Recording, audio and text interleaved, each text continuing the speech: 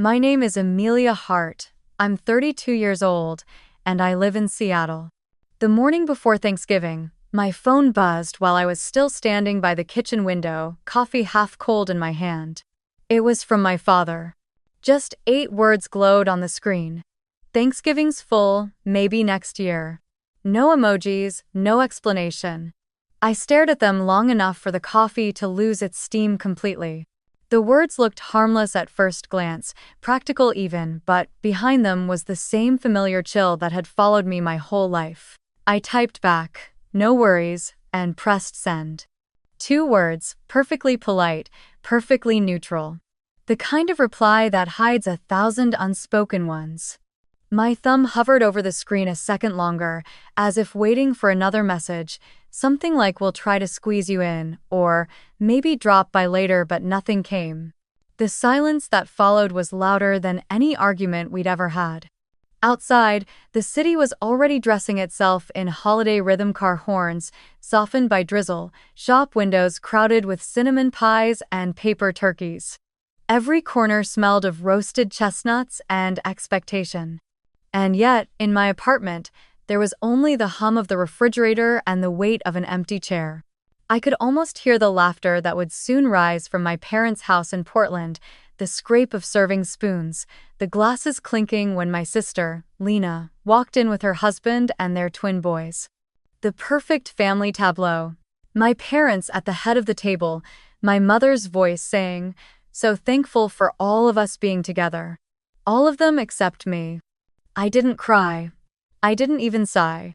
Instead, something inside me settled into a strange calm. Maybe it's because I had been preparing for this moment for years without realizing it. There's only so many times you can be told, "maybe next year," before you decide, "No, this year is mine." I set the cup down, walked to the small corkboard above my desk, and pinned the printed invoice that had arrived 2 weeks ago, the closing papers for a ranch in White Valley, Montana. 260 acres of open land, cedar cabins, and a kitchen big enough to host a village. The number at the bottom still made my stomach twist every time I saw it. $5 million. It wasn't about the money, it was about what it represented. Freedom. Proof that I could build something from nothing. I hadn't told my parents, of course.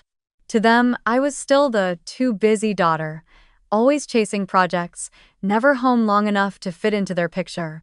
They didn't know that the same silence they'd given me had become the fuel that built an empire in logistics tech, that everywhere proud of Lena, had pushed me to work one more sleepless night until my company finally stood on its own. And they certainly didn't know that this Thanksgiving, I wasn't planning to eat alone in front of the TV with takeout noodles. I had something else in mind, something bigger, warmer, louder. This year, I would cook for people who didn't have anyone. For the drivers who slept in their trucks on frozen highways, the nurses pulling double shifts, the veterans living in trailers beyond the town's edge.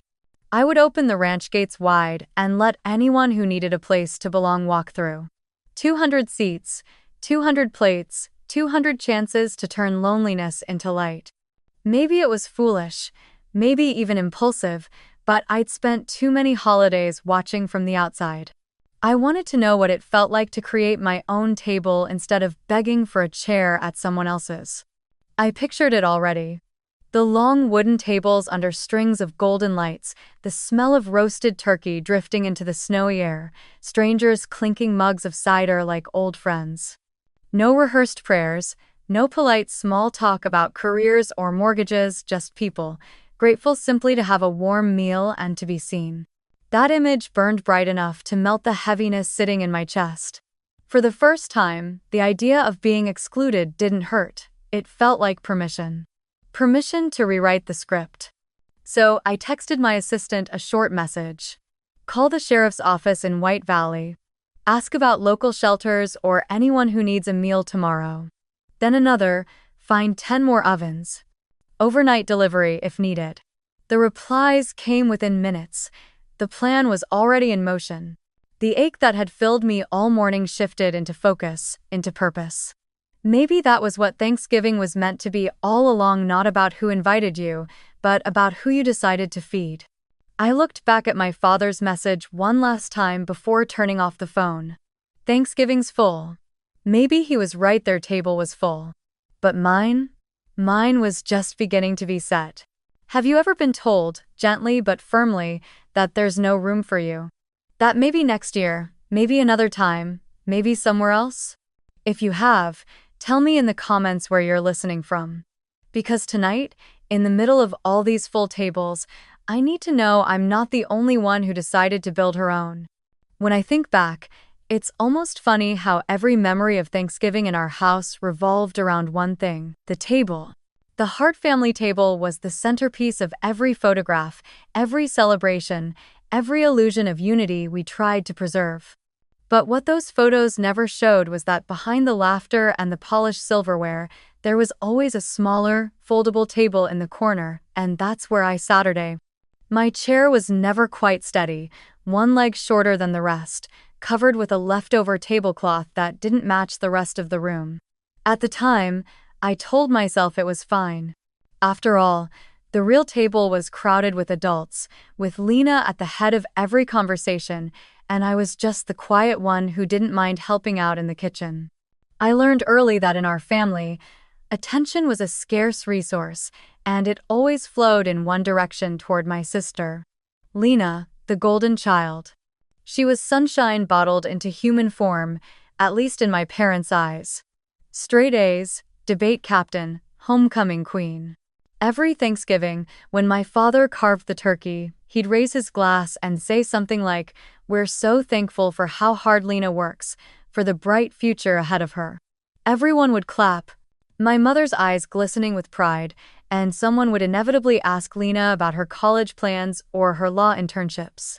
Then they'd turn back to their plates, satisfied that gratitude had been properly expressed. No one ever asked what I was thankful for, or what I'd been working on. I was usually still in the kitchen, elbow deep in dishes, pretending the clatter of plates was enough company. I can still remember one year when I was 14. That was the year I decided to bake my first pumpkin pie from scratch. I'd spent hours measuring spices, rolling the dough, trying to make the crust perfect. The smell filled the whole kitchen, warm and sweet, and for once, I felt proud. I carried it to the counter, careful not to drop it, waiting for my mother to turn around. When she did, she smiled faintly, then said, "Maybe we'll let Aunt Margaret taste that one first, honey. You know, just to be safe. Sometimes your recipes can be a little off." She didn't mean it cruelly. She said it the way people comment about the weather casually, carelessly, but it landed like a stone in my chest. Everyone laughed softly, and the moment dissolved like sugar in hot tea. Later, I saw the pie sitting half-eaten at the edge of the dessert spread, no one remembering who had made it. That was how it always went. Every holiday blurred into a pattern of almost being seen, almost being praised, almost belonging. When I brought home a science fair ribbon in middle school, my father patted my shoulder and said, "That's nice, Amelia. You've always been so practical." The next day, Lena announced she'd been invited to a student leadership conference, and the whole family threw a dinner in her honor. I helped hang the gold banners that spelled, "So proud of you," pretending I didn't notice the irony. Christmas wasn't any different. I was the one who wrapped everyone's gifts and wrote their names in neat cursive on the tags, only to find that, somehow, there was always one missing under the tree. Mine. "Oh, I thought Dad was getting you something," my mother would say, and Dad would chuckle. "We'll make it up next year." It became our family joke. Next year. Always next year. The cruelest part wasn't the neglect itself, it was how normal it felt. My parents weren't monsters. They hugged me, they asked about school, they said they loved me. But love, when divided unevenly, can still leave one side starving. Every time they looked at Lena, there was pride and adoration in their eyes. When they looked at me, there was politeness. Warm enough to pass, cold enough to burn. By the time I reached high school, I had learned the choreography of invisibility. I would clear plates before being asked, laugh on cue, fill the silences with small talk no one remembered. If guests complimented the table setting or the dessert, my mother would smile and say, "Lena helped pick out the colors." She never mentioned that I'd ironed the tablecloth, arranged the flowers, or stayed up late scrubbing stains from the silverware. It wasn't malicious, it was simply the hierarchy of attention that ruled our home. I used to think it was my fault that maybe if I were louder, funnier, more impressive, I'd finally earn a place at the main table. But every attempt backfired. One Thanksgiving, I tried to join the adult conversation, sharing that I'd been accepted into an advanced computer science program at school. My father smiled vaguely, already looking toward Lena. "That's nice, honey," he said. "But have you heard? Lena's been nominated for student council president." The conversation turned instantly, and my words hung in the air, unfinished, unwanted. I excused myself to check on the pies. Somewhere along the way, I stopped trying. I built a world of my own, a quiet one, in the garage or the attic, wherever I could tinker without judgment. I liked machines because they were honest. They didn't play favorites. If something didn't work, you could fix it. If a wire broke, you could solder it back together. People weren't like that. Family wasn't like that. The older I got, the more invisible I became.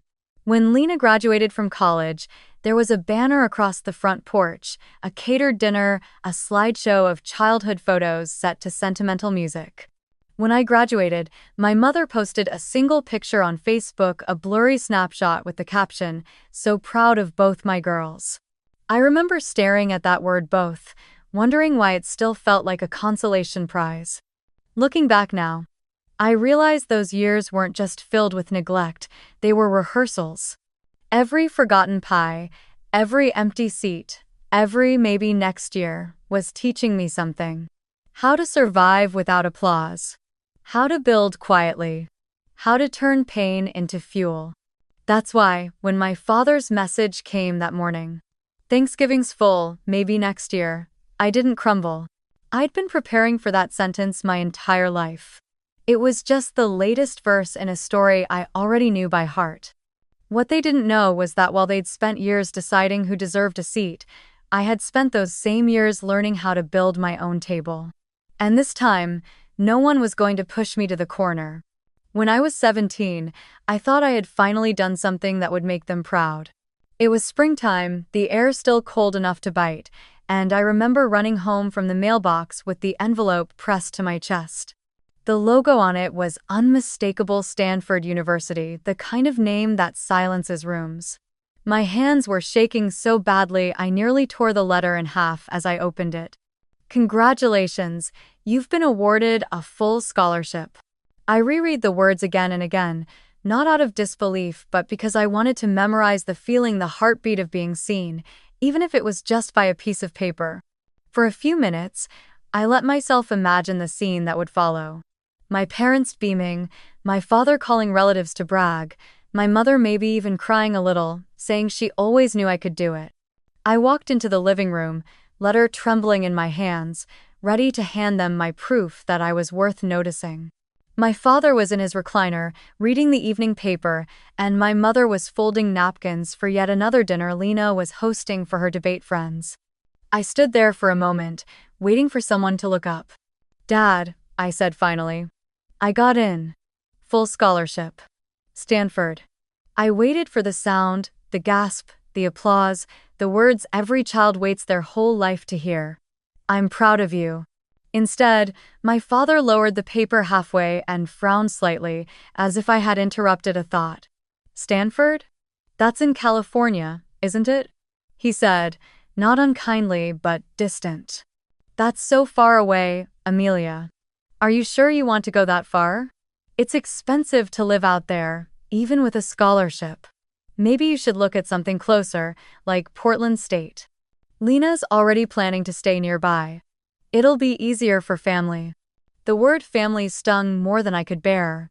I wanted to tell him that my acceptance letter, my achievement was supposed to be about family, about representing us, about showing that I was more than just the quiet shadow behind his perfect daughter. But the words died in my throat. My mother didn't even pause her folding. Your father's right, honey. Being close to home means we can help you more. Plus, holidays will be easier. You know how hard it is to get everyone together. She looked at me and smiled softly, the kind of smile that was supposed to feel warm but instead felt like being gently erased. In the doorway behind them, Lena appeared, her hair tied in a perfect ponytail, holding a tray of lemonade. "What's going on?" she asked, eyes glinting with curiosity. My mother turned toward her immediately. "Your sister got accepted to Stanford," she said, "but she's thinking about staying closer to home. Isn't that nice?" Lena's eyebrows lifted, and for a moment, I thought she'd say something kind, something sisterly. Instead, she shrugged and said, "Yeah, that's probably smarter. College isn't all it's cracked up to be if you're far away from everyone." She turned back into the kitchen, and that was that. My triumph flattened into an afterthought. That night, I lay awake staring at the ceiling, the acceptance letter resting on my chest like a weight instead of a victory. I could hear Lena laughing with her friends downstairs, her voice bright, easy, beloved. I wondered what it felt like to walk into a room and have everyone light up just because you were there.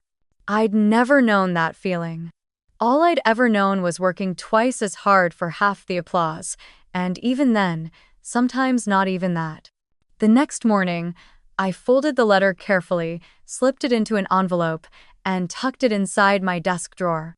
I didn't mention it again. A few days later, my father casually told a neighbor, "Lena's looking at law schools already, she'll probably make partner one day." I was standing right there, and when the neighbor asked, "What about Amelia?" my father smiled. "Oh, she's still deciding. She's the quiet one." I remember nodding, pretending to agree, pretending it didn't cut deep. But something in me cracked open that day. It was the first time I truly understood that their approval wasn't coming not because I hadn't earned it, but because it was never about merit to begin with. In our family, love was not a language you could learn through effort. It was inherited by birth order and reinforced by habit. Lena had been chosen long before either of us had a chance to prove who we were. That realization hurt in a way that made the world sharper, colder, but it also gave me clarity. If I couldn't earn their pride, I would stop trying. In the months that followed, I became a ghost in my own house. I worked double shifts at a local cafe after school, saved every dollar, and filled out the housing paperwork for Stanford without telling anyone. I told my parents I was working on a summer project. In truth, I was preparing to leave. On the morning of my graduation, while Lena was busy rehearsing her speech as class valedictorian, I walked quietly to the mailbox and sent my confirmation deposit.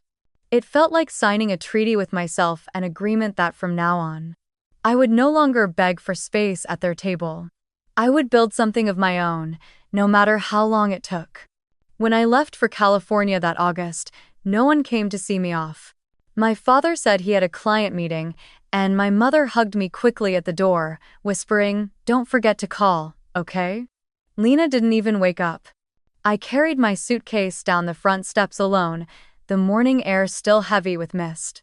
For a fleeting moment, I looked back at the window of our dining room. The table inside gleamed under the chandelier, perfectly set for four. My seat, as always, was empty. I didn't know it then, but that quiet departure would become the defining moment of my life. There was no grand farewell, no tearful send-off, no family photo marking the beginning of my future. Just me, a bus ticket, and a promise. I would never again measure my worth by their applause. I would find a way to feed myself with purpose, with work, with meaning, even if no one else ever said they were proud. It took years to realize that was the night I stopped being a daughter in their story and started being the author of my own. Every mile between Portland and Palo Alto was a thread cutting clean through the old narrative. I cried a little on that long ride south, but they weren't tears of loss, they were the sound of chains finally snapping. By the time the bus crossed into California, the sun breaking over the horizon, I felt something I'd never felt before, the strange, quiet relief of freedom. I had left the table. And for the first time, I didn't look back. The first few years in California stripped me down to the bone. Freedom had sounded glamorous when I stepped off that bus, but in reality, it came wrapped in exhaustion and cheap instant noodles. My scholarship covered tuition, but not the cost of living, and Palo Alto wasn't exactly kind to anyone without a safety net. I rented a half-basement that smelled like damp plaster and lived among boxes I couldn't afford to unpack. My bed was a sagging secondhand sofa I dragged in from a yard sale, its springs bruising my back every night. I worked shifts at a diner near campus, refilling coffee for people whose parents sent them credit cards for emergencies that didn't exist. My emergencies were constant: unpaid bills, empty cupboards, and that gnawing question that came every time I stared at my phone: would they even notice if I called? Still, I pushed through. Between classes, I learned to code because it felt like a language I could rely on, one that didn't lie, one that didn't play favorites. I studied logistics systems, fascinated by how one missing link could break an entire chain, how one unnoticed delay could ripple outward and cause chaos. Maybe it was my way of understanding what had happened to me, that even the smallest disconnects, repeated often enough, could break a family's structure completely. By my junior year, I was interning at a small transport startup, mapping cold chain routes for medical supplies. The pay was miserable, but the data fascinated me: how temperature, time, and distance could mean the difference between life and death for something as simple as a vaccine. After graduation, I stayed on full-time, working 12-hour days in a cramped office above a warehouse that smelled like motor oil. The company folded within a year. The investors pulled out, and the founders vanished with whatever they could salvage. I was left with 2 unpaid paychecks and a head full of spreadsheets, but also an idea. I'd seen how inefficient the system was, how much food and medicine went to waste because no one was tracking the last mile. If I could build a platform that predicted bottlenecks before they happened, one that could reroute shipments in real time, maybe I could change something. It was a ridiculous idea for someone with no money, no backing, and no last name that opened doors. But I didn't care. I had lived off scraps before. At least this time, the hunger had purpose. I found 2 other dreamers: Mateo, a Cuban-American engineer who slept in his car between gigs, and June, a data analyst with a laugh like broken glass who'd been laid off from a bigger firm. We set up shop in an abandoned garage behind a laundromat. The landlord gave us a discount because he assumed we'd fail fast. For months, we lived like ghosts. We coded during the day, delivered takeout at night, and held meetings in the corner of a 24-hour diner because it was the only place with Wi-Fi and free refills. I learned how to make a $5 sandwich last 2 meals and how to talk investors into staying 5 more minutes before hanging up. I remember one night in particular, the heater broken, our breath fogging in the air, as we stared at a glowing laptop screen watching a live dashboard of delivery routes we'd managed to simulate. The system blinked green. Mateo whooped so loud the waitress dropped her tray. For the first time, it felt real. But reality had bills. Within 6 months, our savings evaporated. We were days away from defaulting on the tiny office lease when an email arrived from a regional grocery chain that serviced rural Montana and Wyoming. They were losing thousands of dollars each month due to spoiled produce on long hauls through the Rockies. They wanted to test our system. The contract was small, barely enough to cover rent and ramen, but it was a lifeline. I stayed awake for 72 hours straight writing the code, building tracking dashboards, and configuring alerts that ping drivers if a truck's temperature spiked above threshold. When the test ended, their manager called and said, "For the first time this quarter, nothing went bad." He wired the payment that afternoon. That one pilot changed everything. Word spread through regional networks faster than we could believe. A rural hospital in Idaho reached out next, asking if we could adapt our system for organ transport between clinics. Then came a pharmaceutical distributor in Nevada. Within a year, we'd built enough credibility to attract real clients and, for the first time, real employees. I was 24, running a company with 8 people, all of us still half broke but running on adrenaline. We called it Northlink Systems, a name that sounded bigger than we were. Every morning, I walked into our tiny warehouse office and told myself, "You belong here." It didn't matter that I still couldn't afford health insurance or that my parents had no idea what I was doing. Each success, each shipment saved, each route optimized felt like a private rebellion against every Thanksgiving where I'd been invisible. Then the pandemic came, and the world turned upside down. Supply chains collapsed, hospitals cried out for help, and for the first time, the entire country cared about logistics. Our platform, once a curiosity, suddenly became a necessity. We worked around the clock mapping distribution routes for masks, gloves, and oxygen tanks. I barely slept. The team ate cold pizza at their desks, the glow of screens reflecting in hollow eyes. But when we watched those first convoys reach hospitals on time, when nurses wrote to say, "Your system saved lives," something inside me cracked open. For the first time, I felt not just useful but seen. In less than a year, Northlink expanded from 3 people in a garage to over 50 employees across 5 states. The media started calling us the nervous system of the medical supply chain. My name appeared on a Forbes 30 under 30 list, and investors began courting me instead of ignoring me. But even in the middle of all that success, I never called home. I didn't send the article. I didn't tell them about the interviews or the funding round. I knew exactly what would happen if I did. My mother would say, "That's nice, honey. Did you hear Lena just made senior associate?" And all the air would leave the room again. Instead, I kept building. Every time a client signed a new contract, I put half my earnings into a separate account, a silent fund for something I couldn't quite name yet. By the time I turned 30, that account had grown large enough to buy the kind of freedom I used to only daydream about. One evening, after another 12-hour day, I sat alone in my office with the city lights flickering through the blinds. The team had gone home, leaving behind the smell of coffee and faint laughter that still echoed in the walls.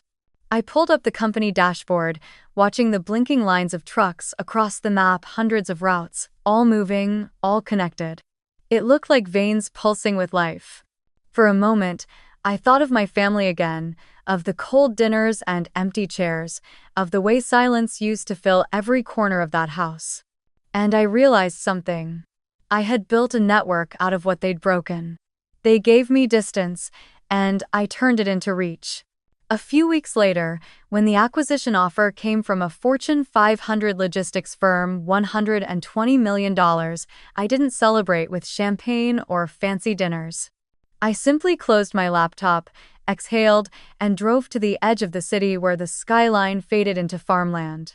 I sat there until the stars came out, tracing constellations like routes across the sky. I didn't need their applause anymore. I didn't need their table. What I needed was space somewhere quiet enough to hold everything I'd built and everything I'd lost, a place where no one could tell me I didn't belong. That night, for the first time, I allowed myself to dream of land, open, unbounded land where winter snow could fall without judgment. I didn't know it yet, but that was the first night White Valley Ranch began taking shape in my mind. It wasn't revenge I wanted, it was peace, and I was finally rich enough to buy it. When I first drove up the narrow dirt road that wound through White Valley, Montana, I felt like I'd stepped into another world. The air was thinner here, sharper, each breath cutting clean through the noise I'd carried for years. The land unfolded endlessly, a patchwork of golden prairie brushed by wind and shadow. To the west, rows of dark pine climbed toward the snow-dusted peaks of the Bridger Range.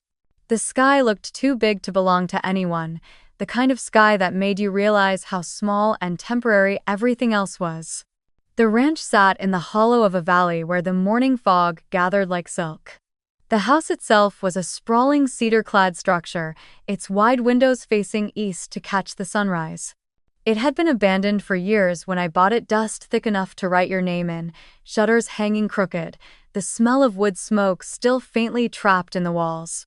But underneath the neglect, it felt alive, waiting for someone to listen. I walked through every empty room with my hand brushing the surfaces, tracing stories that hadn't been told in a long time. The floorboards creaked under my boots as if they were whispering, "You made it. You're home." The first room I restored was the kitchen. It was enormous, with an open hearth and a double oven built into the stone wall. I'd never had a kitchen like that one where you could cook and still see the world outside. I replaced the cracked tiles with warm slate, hung copper pans that caught the morning light, and set a long oak table right in the center. The table was the heart of it all. I'd had it custom-made by a local craftsman, sanded smooth, the grain of the wood swirling like river currents. No head, no foot, no hierarchy. Just a continuous surface where everyone could sit as equals. And there was one rule I decided early: there would be no children's table, no corner table, no seat apart. If you came through my door, you belonged. I spent weeks bringing the place back to life. Every morning, I woke before dawn, wrapped in a flannel coat, and brewed coffee as frost spread across the windows. I'd step out onto the porch to watch the sun climb over the ridge, painting the fields gold. Some days, wild horses passed along the fence line, their breath silver in the air. I learned the rhythm of the land, the crunch of frozen soil, the scent of cedar after rain, the silence that hummed like a heartbeat beneath everything. By late fall, the house was no longer a ruin. The walls gleamed with fresh stain, the fireplaces burned clean, and the pantry smelled of pine and flour. I'd built a cold storage room beneath the kitchen, its shelves lined with jars of pickled vegetables, sacks of flour, and enough coffee to survive a siege. When I closed the heavy door, the air turned cold and still, reminding me of the warehouses I used to map, except this time the logistics weren't about profit. They were about preservation, about keeping something warm alive through the long winter. Outside, I strung maple leaf banners across the porch beams, their deep reds and ochres fluttering in the wind. They weren't decorations, they were promises to fill this place with life again, to turn the hollow echo of solitude into something sacred. Every nail I hammered, every log I stacked, every plate I placed on that oak table was a quiet act of defiance against the years I'd spent waiting for permission to belong. I remember the first night I slept there alone. The fire crackled low, shadows dancing along the cedar walls. I sat at the table with a simple meal: bread, soup, and wine, and listened to the storm outside. There was no music, no laughter, no clinking glasses. And yet, I felt surrounded by something larger than company. Maybe it was peace. Maybe it was the ghosts of every past Thanksgiving I'd missed, finally finding their way back home. I caught myself whispering into the quiet, "If they won't make a place for me, I'll build the whole table myself." From that moment, the ranch became more than property, it became a declaration. Each space held meaning. The kitchen was warmth, the porch was reflection. The long table in the center was justice. I placed a single, hand-carved chair at the far end, not as a throne, but as a symbol. On its back, I etched the words, "For the one who felt unseen." It wasn't just for me. It was for anyone who had ever been left standing in a doorway while laughter carried on without them. I hired local carpenters to help restore the barn and turn it into a communal hall. They asked what I planned to do with so much space, and I smiled, saying only, "I'm saving it for something important." At night, I'd walk through it with a lantern, the beams glowing amber above me, and I could already picture what it might become: a refuge, a place where stories could breathe again. Sometimes, neighbors from the nearest town stopped by, curious about the woman who'd bought the old White Valley property. I'd invite them in for coffee, and we'd sit by the window talking about weather, harvests, and the long winters ahead. They told me how the valley used to host potlucks decades ago, when people still gathered just to share food and warmth. "It's been quiet since then," one elderly man said. "Too quiet." I smiled and said, "Maybe it's time we bring that back." Evan. There was a peace in the rhythm of rebuilding, cutting firewood, sweeping sawdust, hearing the echo of hammer against nail. My hands, which had once typed endless strings of code, now smelled of cedar and resin. I was relearning how to create without a deadline, without anyone watching. Every day ended the same way. Me sitting on the porch steps, watching the sun sink into the prairie, the air turning lavender and cold. And in those quiet hours, the ache of all the years I'd spent chasing approval began to dissolve. One evening, as the first snow started to fall, I lit every lantern in the house and walked room to room. The light flickered across the wooden beams, the tables, the jars of preserves, the simple plates stacked neatly in the cupboards. The house no longer felt empty, it felt ready. It was waiting, just like I had been, for the right moment. That night, I wrote a single sentence on the chalkboard in the kitchen. If they don't make room for you, build your own table. It wasn't bitterness that guided my hand, it was understanding. This place wasn't about revenge anymore. It was about reclamation. For years, I had lived small so no one would accuse me of taking up too much space. But this ranch, with its long table and open doors, was the proof that I was done apologizing for existing. When the wind howled against the windows, I stoked the fire higher and imagined the laughter that would one day fill these walls, not polite, rehearsed laughter, but the kind that spills over and warms everyone within reach. The table gleamed in the firelight, wide enough to hold the weight of everything I'd lost and everything I'd found. In the silence, I raised my glass toward the empty chairs and whispered, "Here's to the ones who never got a seat. This table is for you." Oh. The text from my father had been brief, 8 words that fit neatly inside a single line. "Thanksgiving's full, maybe next year." At first, I reread it twice, thinking there had to be a missing sentence, a follow-up, something soft to cushion the blow. But no. That was it. Cold, factual, final. The kind of message you send when you want to close a door without looking heartless. I stared at the screen for a long moment, the light flickering against the reflection of the ranch window, snow falling just beyond the glass. Then I typed back a single word, "No worries." I hit send before I could feel anything. But the truth was, the words settled in my chest like frost. The next morning, as I sat with my coffee on the porch, watching fog curl through the pines, something in me began to question it. Full? Full of who, exactly? We didn't have a massive family. Even counting aunts and cousins, Thanksgiving never needed a waiting list. I tried to tell myself maybe they were keeping things small, maybe it wasn't personal, but the ache of familiarity said otherwise. I knew the pattern too well: simplify the guest list, leave me out, justify it later. I scrolled through my phone, hovering over my younger brother's name, Ethan. He wasn't cruel, just compliant, always too eager to please the people who had made him their second favorite. He was the middle ground between golden and forgotten, though he leaned heavily toward her light. I pressed call. He picked up after 3 rings, his voice too casual, like he'd been expecting this. "Hey, sis. Everything okay?" "Yeah," I lied. "Just wanted to check, are you guys really not having Thanksgiving this year? Dad said it's full." Silence stretched on the line for a moment. Then came a soft sigh. "Oh, he said that." "Yeah, he did." Ethan exhaled again, slower this time. "Well, they're having it, just smaller. You know, to keep it simple. Lena's family's coming up from Seattle, so it's mostly them, plus Mom's sister and a few of Lena's friends. So it's full," I said flatly. He hesitated. "I guess that's one way to put it." For a few seconds, neither of us spoke. The sound of the Montana wind filled the silence, a low howl pressing against the phone speaker. "What about Aunt June?" I asked finally. "Grandma?" "They're not invited either," Ethan admitted. "Dad said it'd be too crowded." He paused. "I think they're kind of letting Lena handle the guest list this year. You know how it is." I did. I'd known how it is since I was old enough to count chairs around the dining table. "Thanks for being honest," I said quietly.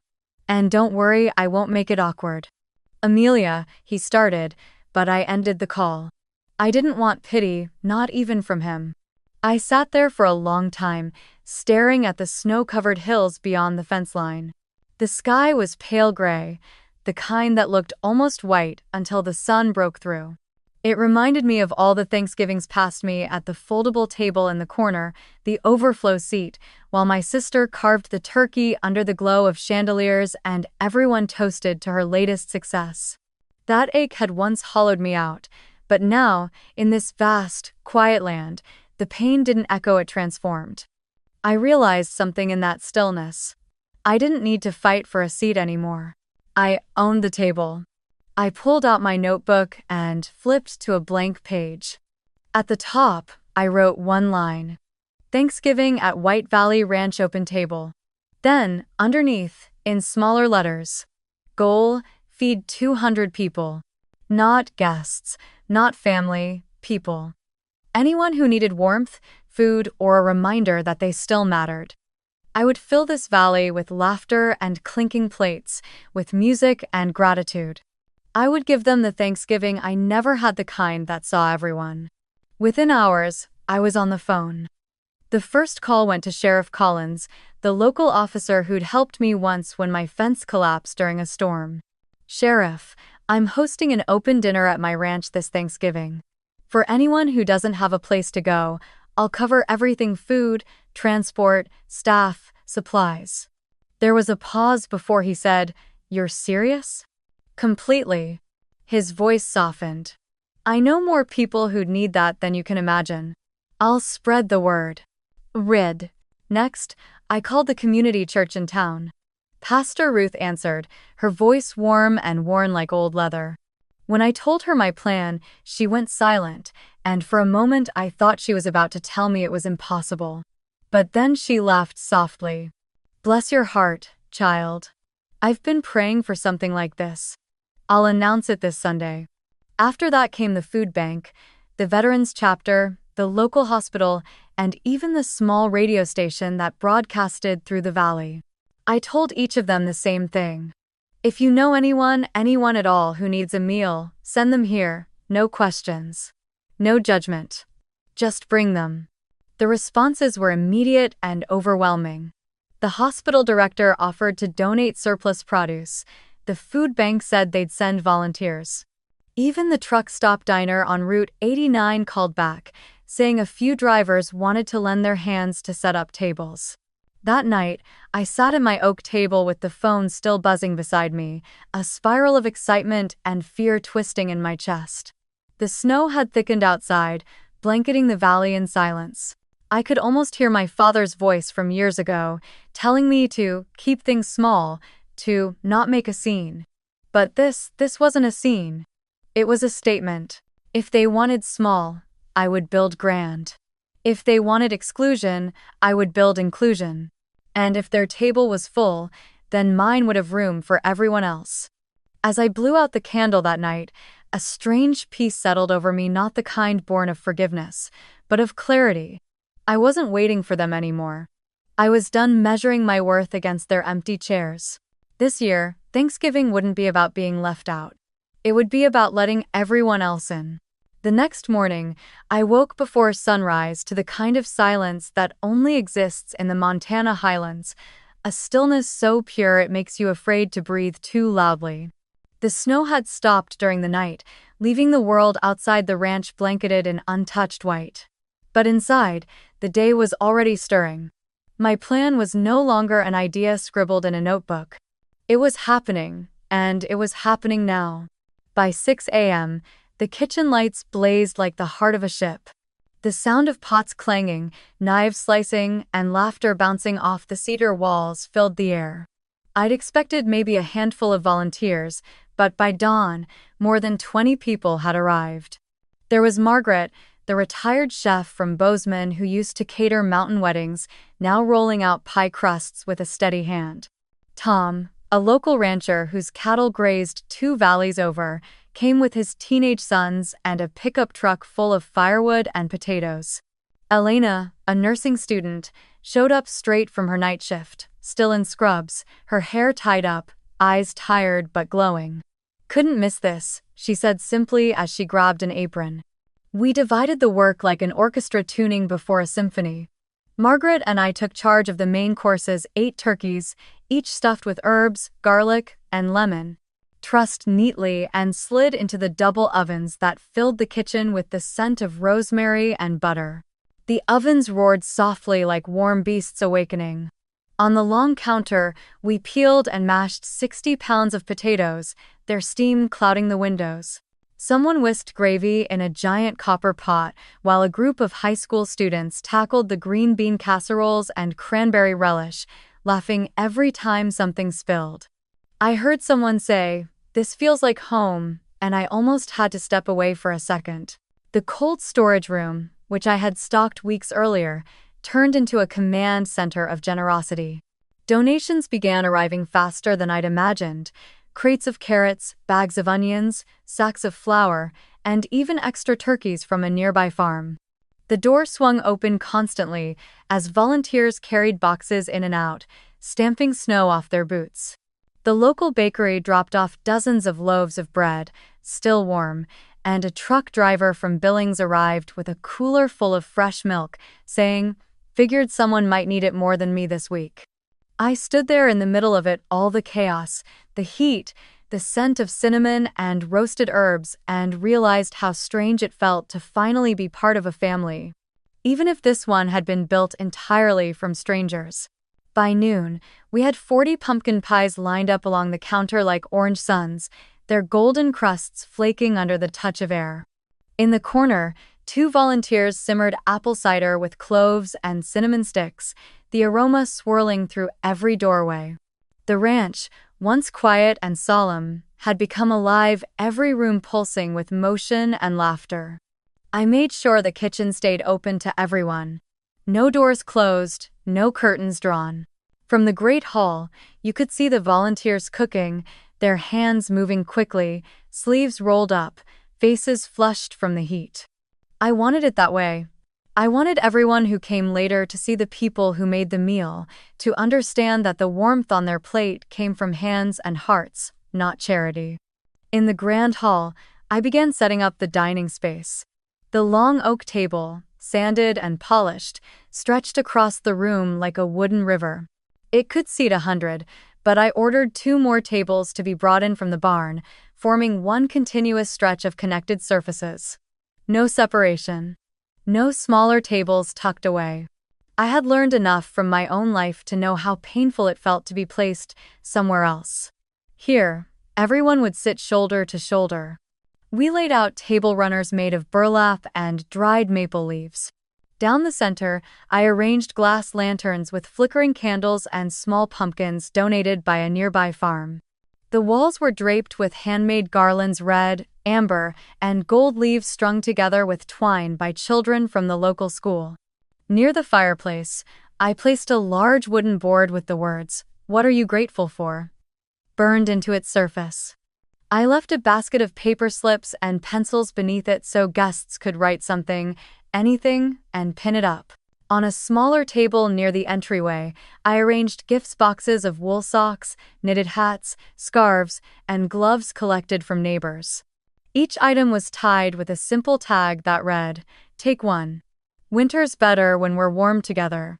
Next to the basket sat fuel cards, blankets, and a small jar labeled, "Coffee Fund for Drivers."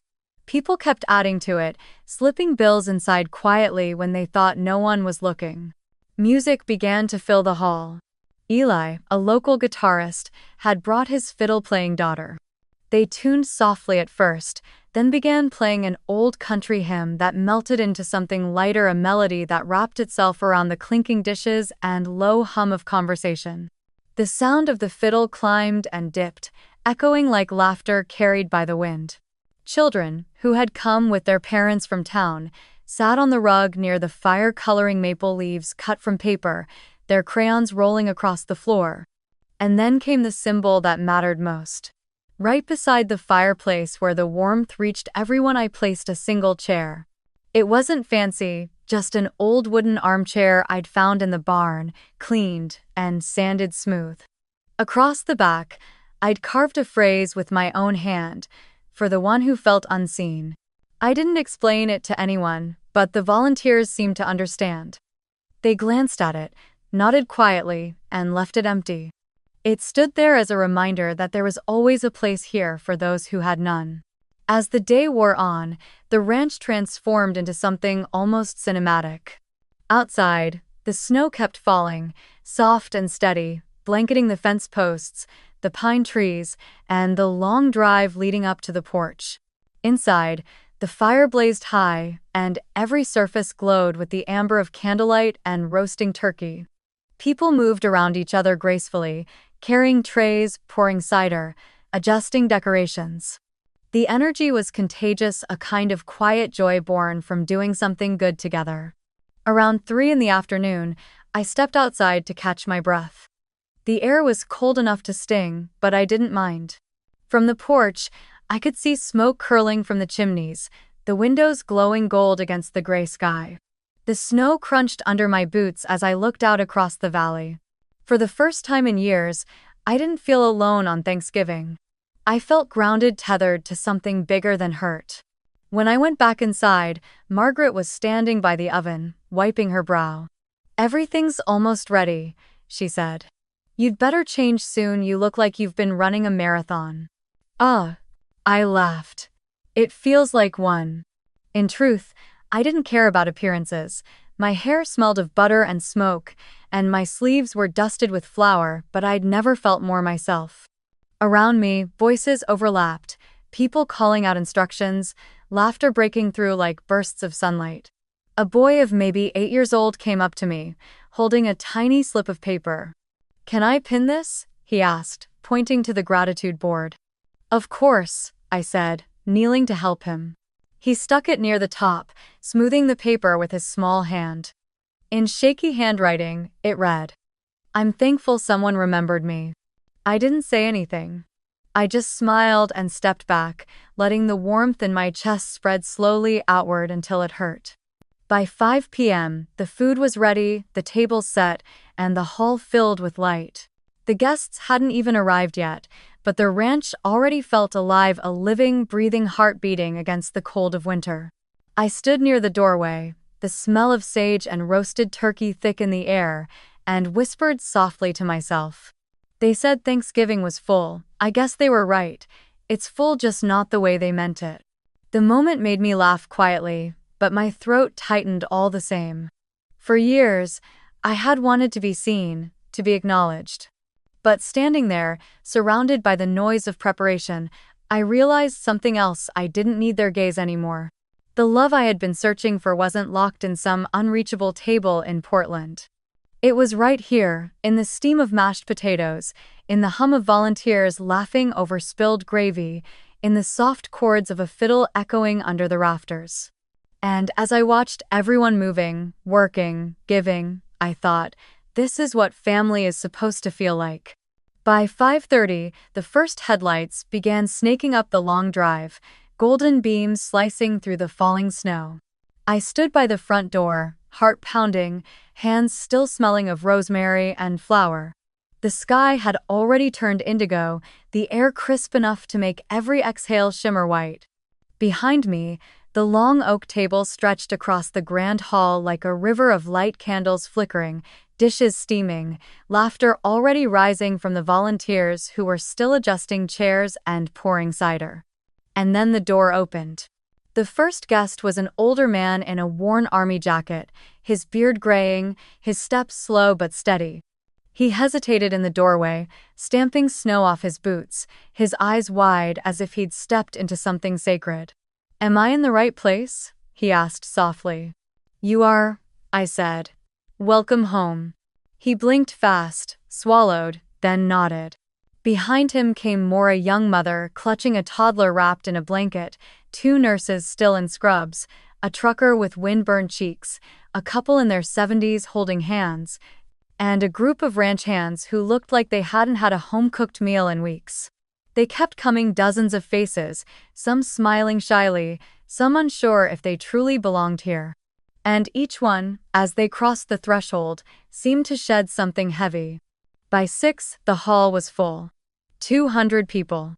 The noise was gentle at first, the sound of coats being hung, chairs scraping, introductions murmured, and then it began to grow. A low hum of voices filled the space, like warmth returning to a frozen house. The band in the corner struck the first note, the fiddle dancing softly above the crackle of the fire. I walked between the tables, greeting people, refilling drinks, making sure no plates stayed empty. Everywhere I looked, there were faces, some lined with age, some young and nervous, some brightened by relief. The food vanished quickly, but it didn't matter. Every time a tray emptied, someone appeared with more. The veteran, the first man who'd walked in, sat near the center of the long table. His name was Frank, and he carried himself with that quiet dignity you see in people who've lived through too much. When I stopped by to check on him, he smiled faintly, his hands wrapped around a mug of cider. "You know," he said, his voice gravelly, "this is the first time in 10 years I've had Thanksgiving with anyone." The table fell quiet around him. The music softened, forks paused midair. 10 years? I repeated. He nodded, looking down at his plate. My wife passed in 2013. After that, the holidays. They just stopped meaning much. I used to buy a frozen dinner, heat it up, sit by the TV. But tonight. He stopped, clearing his throat. Tonight, it feels like I got her back for a while. No one spoke for a few seconds. Then someone at the far end began to clap slow, deliberate, heartfelt. It spread like wildfire. Within moments, the entire hall erupted in applause. Frank tried to wave it off, his cheeks flushed, but he couldn't hide the tears that caught the candlelight. "Don't clap for me," he said with a watery smile. "Clap for her. She'd love this place. Ubgra." And just like that, the sound turned into laughter, the kind that fills a room with something more than noise. It felt like every scar in the air had softened. I stood there, frozen in the middle of it all, realizing that somewhere along the way, my ranch had become a living, breathing organism. Every voice, every face, every bite was proof that something broken could still feed joy. Someone started passing around slips of paper from the gratitude board, reading them aloud.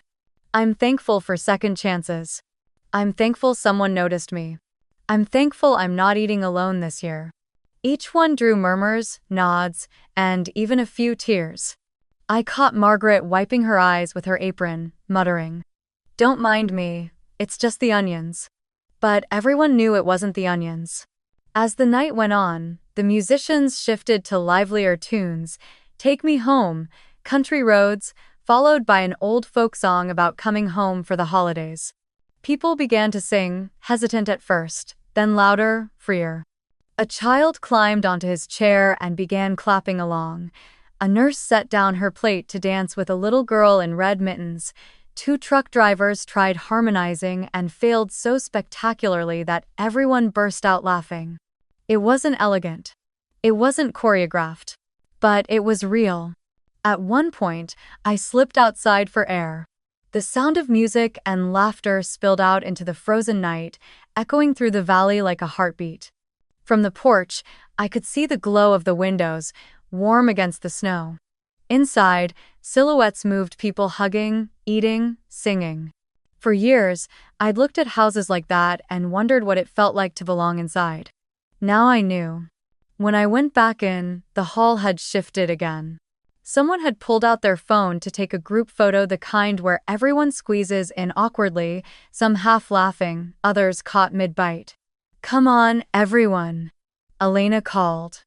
"Let's show the world what family looks like." I stood in the middle, surrounded by faces I didn't know but somehow loved.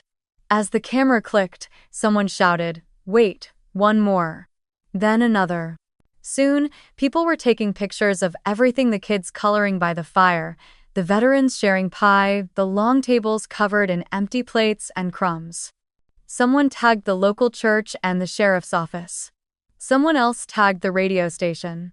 And within hours, the images began to spread online. By midnight, my phone was buzzing nonstop. Facebook was exploding. Photos of the ranch glowed on timelines across Montana, the long tables under string lights, the banner that read, "Everyone has a seat," the chair by the fireplace with its hand-carved words, "For the one who felt unseen." Comments poured in by the hundreds. Faith in humanity restored. Wish I'd been there. This is what Thanksgiving should be. One video, taken by a nurse, showed Frank raising his glass as everyone clapped around him. The caption read, "10 years alone, not tonight." That clip alone was shared thousands of times. Local news picked it up by morning. And while I should have felt overwhelmed, all I felt was stillness, the kind that comes when you finally exhale after holding your breath for years. Later that night, after the last guests left and the volunteers began cleaning up, I found myself standing near the fireplace. The chair, the one carved with those words, sat empty, the firelight reflecting off its smooth arms. I walked over, rested my hand on the wood, and whispered, "Looks like they found you." A soft voice spoke behind me. It was Pastor Ruth, the same woman who'd answered my call days earlier. Her white hair glowed gold in the firelight, her eyes kind but sharp, the kind that saw through pretense straight to the soul. She placed a hand on my shoulder. "Amelia," she said quietly, "do you realize what you've done tonight?" I smiled faintly. "Just cooked a big meal." She shook her head. "No. You gave people something they forgot existed. You gave them a place to belong. You gave them a real Thanksgiving." Her voice softened. "Not everyone gets the chance to heal others while healing themselves. But you did." I couldn't speak. For years, I dreamed of hearing words like that, not from my mother, not from my father, but from someone who truly saw me. And now, they had come, simple and unadorned, from the lips of a woman who barely knew me but somehow understood everything. Pastor Ruth squeezed my shoulder once more before walking away. I stood there alone for a long time, watching the fire settle into embers. Behind me, laughter still lingered in the air, faint but real, the kind of sound that burrows deep into memory. I thought about my family, then the text message, the "maybe next year." I wondered if they were sitting around a polished table somewhere, smiling for photos that already felt empty. I wondered if they could hear what real warmth sounded like. Outside, the snow kept falling. Inside, my heart felt full. And for the first time in my life, I didn't envy anyone's seat. I had built my own, and filled it with the world. By morning, the ranch was wrapped in the soft quiet that follows joy, the kind of silence that hums, not empties. The fire had burned down to glowing embers, the long oak table was a battlefield of crumbs and candle wax, and the scent of sage, butter, and cinnamon still lingered in the air. Outside, the snow had deepened overnight, smoothing away all footprints from the night before, as if the valley itself wanted to keep the memory unspoiled. I sat by the window with a mug of coffee, still in the same flannel shirt from last night, watching the pale light spread across the horizon. For a moment, I allowed myself to feel at peace, real peace. The kind that doesn't need approval to exist. But it didn't last long. My phone started buzzing on the table. Once, twice, then again, faster, a flood of notifications. At first, I thought it was more Facebook messages about the dinner, another round of strangers thanking me for the photos or asking how to volunteer next year. But when I glanced at the caller ID, my chest tightened. Dad. Mom. Lena. One after another, their names flashing across the screen like alarms. I ignored the first few. Then a text came through. From Dad. "What the hell did you do, Amelia? The entire town is talking about your public stunt." Another followed, from Mom.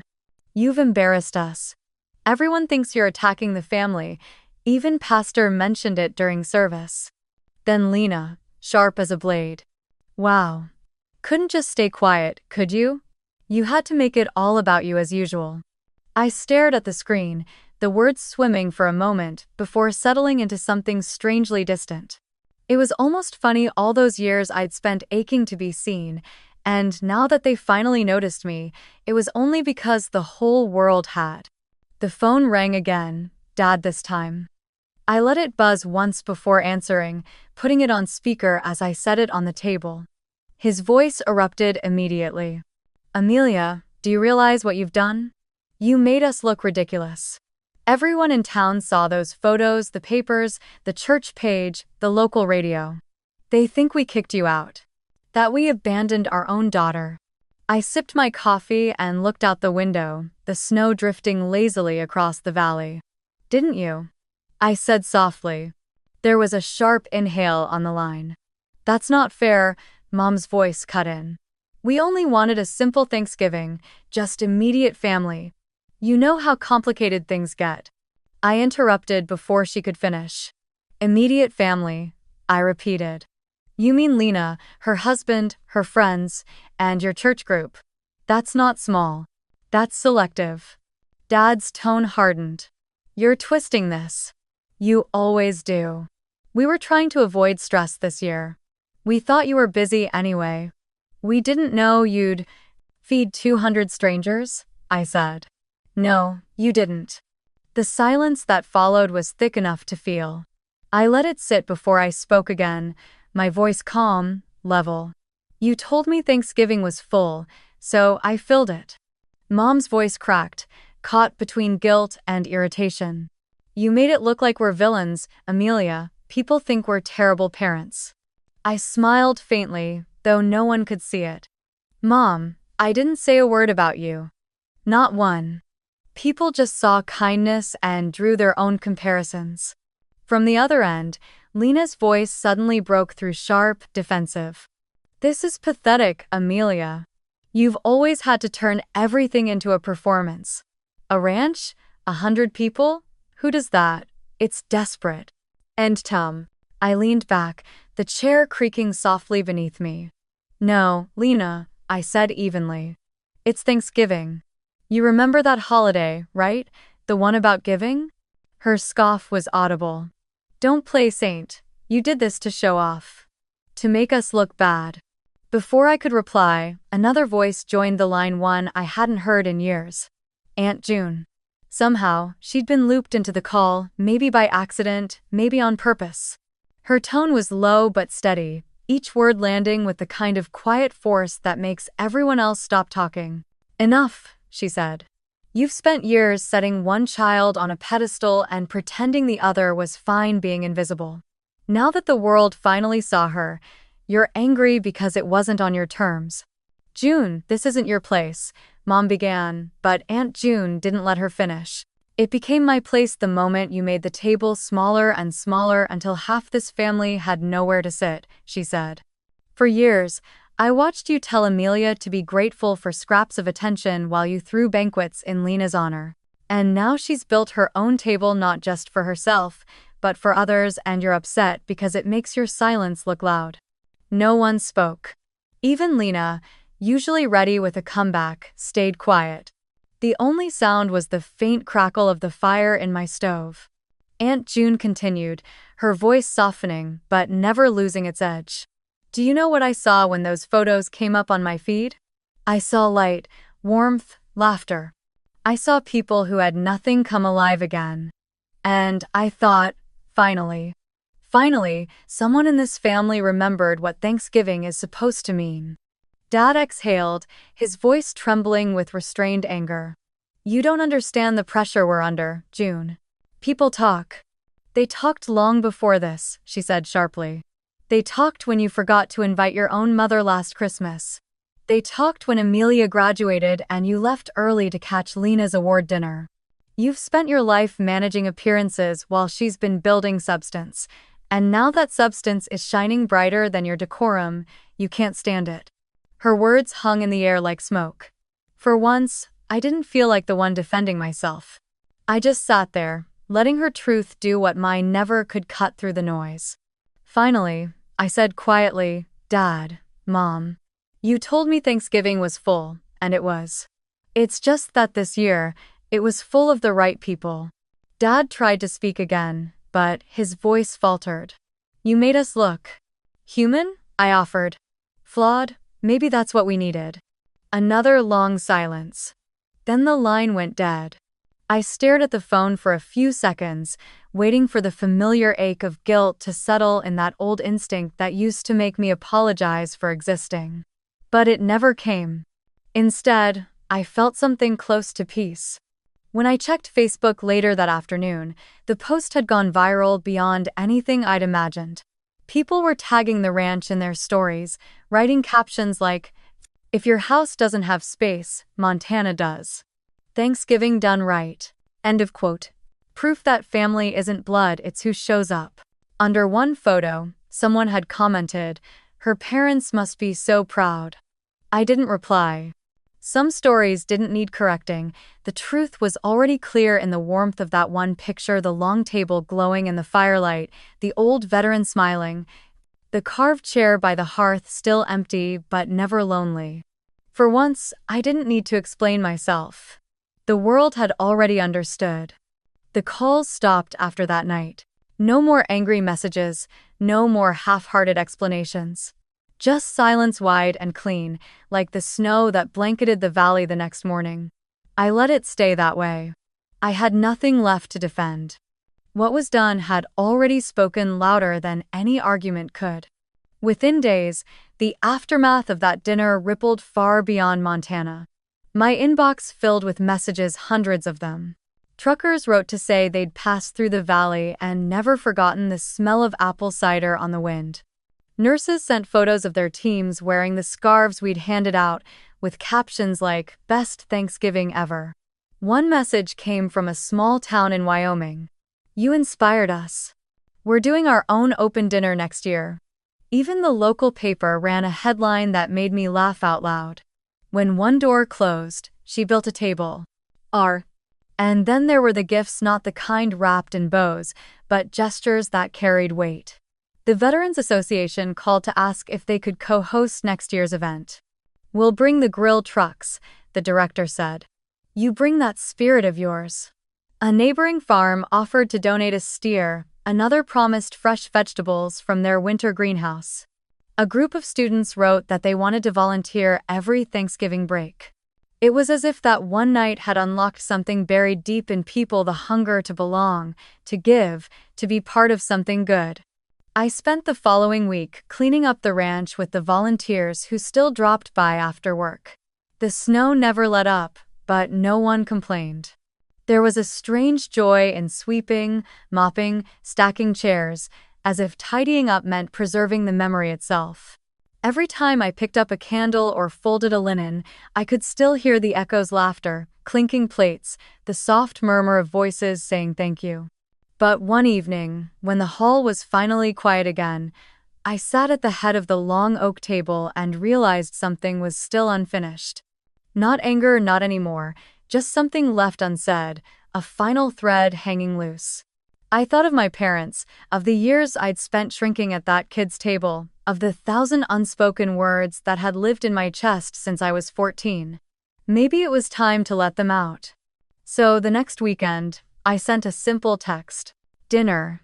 Just us. Sunday. 6 p.m. No explanations. No expectations." When the doorbell rang that evening, I almost didn't open it. But I did, and there they were. Dad in his old wool coat, Mom clutching her purse like a shield. Their faces were careful, polite. I led them in without ceremony. No cameras, no volunteers, no long tables, just the three of us at a small kitchen counter, 2 bowls of stew steaming in front of them. For a while, no one spoke. The wind rattled against the windows, and the fire crackled softly in the stove. Finally, I said, "I'm not mad anymore." I saw Mom's shoulders drop just slightly. "But I need you to understand what it felt like." They both looked at me, unsure. I took a breath. Every year, there was a table. I began quietly. And every year, there was a seat that wasn't really mine. The folding chair, the plastic cup, the leftover pie. You never said it outright, but you made it clear who belonged and who was convenient. And every time you said, "Maybe next year," I believed you until I didn't. Dad's eyes stayed down on his spoon. "Amelia." "No," I said softly. "You don't have to justify it. I just need you to hear it." There was a long pause, broken only by the sound of the fire. Finally, Dad looked up. His voice was low, almost tired. Maybe I didn't see it. I thought keeping things easy meant keeping peace. Mom's voice followed, thin but trembling. I thought you were okay. You always acted like you were. I nodded slowly. That was the problem. I learned early not to make noise. Not to make space. So I built one instead. For a while, none of us spoke. Then, Mom reached out, her hand hovering for a second before resting over mine. I'm sorry we missed it, she whispered. All of it. I didn't cry. There wasn't any anger left to burn through. Just a quiet understanding, imperfect, fragile, but real. We weren't fixing the past that night. We were acknowledging it. And maybe that was enough. When they left later, Mom lingered at the door, looking out over the snow-covered valley. It's beautiful here, she said softly. Peaceful. I smiled. It's home. She nodded, her eyes glassy. You made something good, Amelia. After they drove away, I stood for a long time watching the taillights fade into the dark.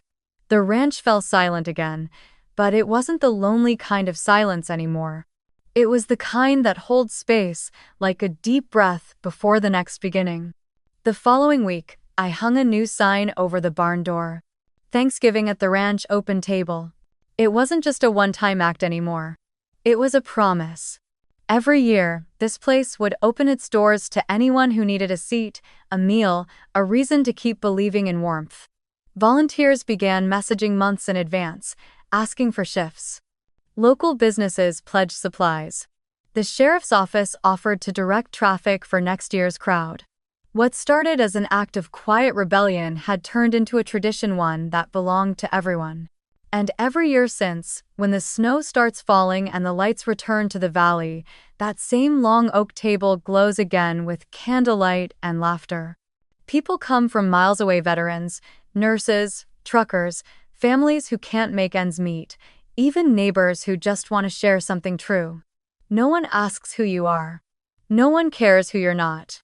Everyone just sits down and eats. Sometimes, I still get messages from strangers who saw those photos long ago. You changed how I see Thanksgiving, they write. And every time, I smile, because the truth is simpler, they changed me. So if you're watching this, wherever you are, tell me, what are you thankful for this year? And where are you watching from? And remember, if the people you hoped would make room for you never did, it's okay. Build your own table. And leave the door open for those who truly see you.